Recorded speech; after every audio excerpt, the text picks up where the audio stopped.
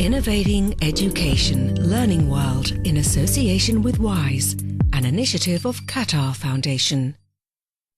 The International Labour Organization estimates that around 250 million children are in work instead of education, and that the financial crisis will make it impossible to eliminate the worst forms of child labour by 2016. So what more should be done? We take a look at the situation now on Learning World. What do the vulnerable working children in Benin's biggest markets need? Education, social rehabilitation, or maybe learning a trade could protect them from tough working conditions. We visit West Africa now to look at one project aiming to end the exploitation of children, sometimes working in the most hazardous environments. Dongtokpa Market in Cotonou, Benin's largest city, is a transit point and destination for thousands of exploited children in West Africa. Here you can find some of the worst examples of child labour. Around 200,000 children are estimated to be trafficked every year in the region.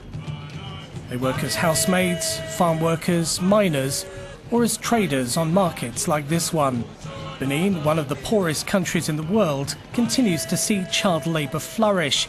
Its roughly 800-kilometre border with Nigeria makes it far too easy for traffickers to skip detection. Many local NGOs, like the Foyo Don Bosco Association, have been fighting against child labour for years. Every day, its listening and orientation point at Cotonou's market engages with the local street children. We find these children at the market, at places where they hang out, in areas where there's a lot of crime. We will talk and show them that we're ready to help them leave their current situation behind. In 2011, more than 2,400 street children passed through one of the 3 huts that the NGO operates from. The goal is to try to introduce them to some sort of education or vocational apprenticeship.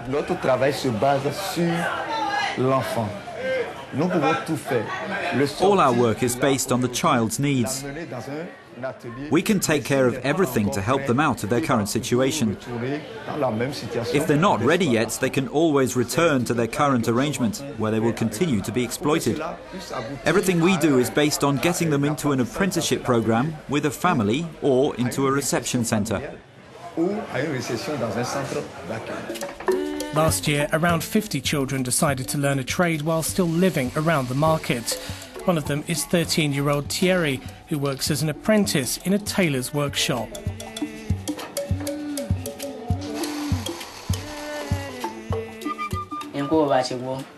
I left home because my parents split up and I didn't get on well with my mum's new partner. I worked in the market for 2 years collecting iron and carrying baskets of tomatoes before coming to the workshop.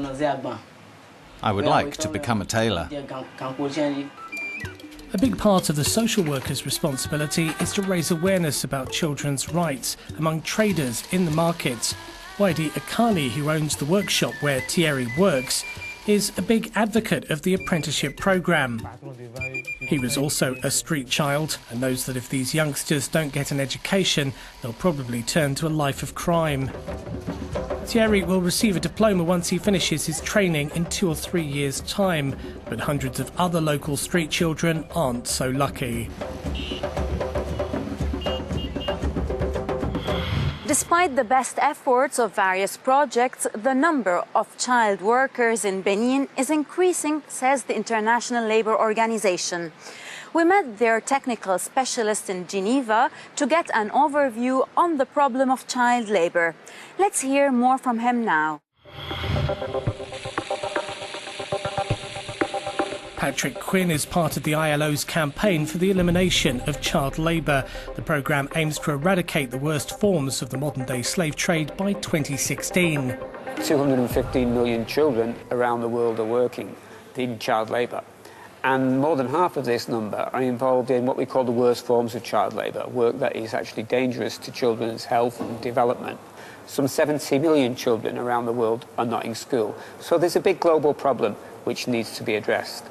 And if we look at where these children are, more than 60% of child labour is in agriculture. In Benin, in Africa generally, we've seen is our most worrying trend, which is over the last 4 years we've actually seen an increase in numbers of child labourers. So this is clearly a major concern for us. Equally, in South Asia, we are seeing some progress in tackling child labour, but because of the scale of the population in the region, it's still the largest concentration of child labour globally. But what are the main causes of child labour and how can we tackle it? Poverty is the fundamental cause of much child labour, but it's also very closely linked to lack of access to education, and within countries it's linked to social protection systems which help to keep children in school, and very often it's linked to the fact that adults don't have decent jobs. For example, children working in mines, working in construction, working with pesticides in agriculture. These are forms of work which clearly can be dangerous to a child. We have to make progress in ensuring all children are in school. We have to put in place social protection programs so that poor families do not have to pull children out of school if there's a family crisis or a situation, a difficult situation in the country. Thirdly, we have to put in place law enforcement measures to try and make sure that compulsory education actually means that and children attend school and that employers do not use child labour. And fourthly, we have to make sure that adults have decent jobs, because if adults are working and are able to support their families, their children are much more likely to be in school.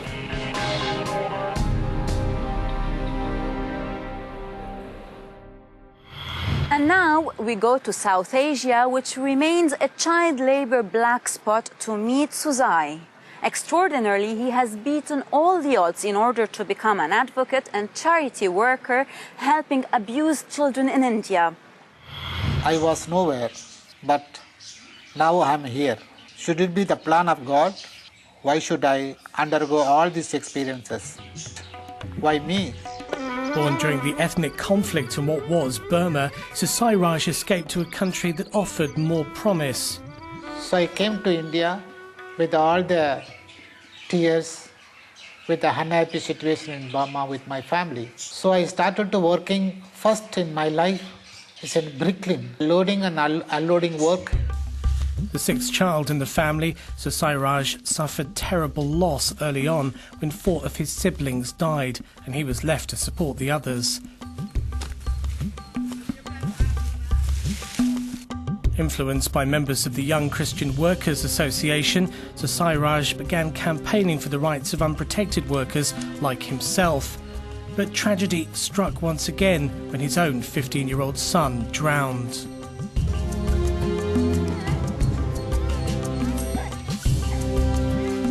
With all my dream in abroad and things like that, it was very sad. Then I thought of, okay, that's also my challenge. In 1994, Suzai Raj started Jiva Jyoti, or Everlasting Life, an organisation he dedicated to the memory of his son. My aim was, even though I am not educated, I wanted to be educating the children. Over the past 18 years, Jiva Jyoti has helped thousands of young people. It provides shelter for 25 street children and those from the rice mills and brick kilns in surrounding villages, the very places Suzai Raj worked in his youth.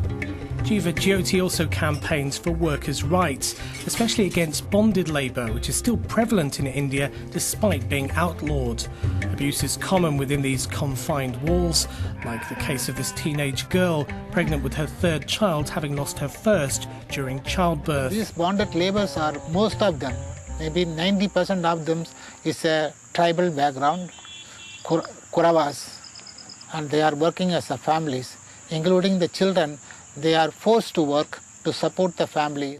This man says he hurt his foot while working in the brick kiln, but has never received any medical help.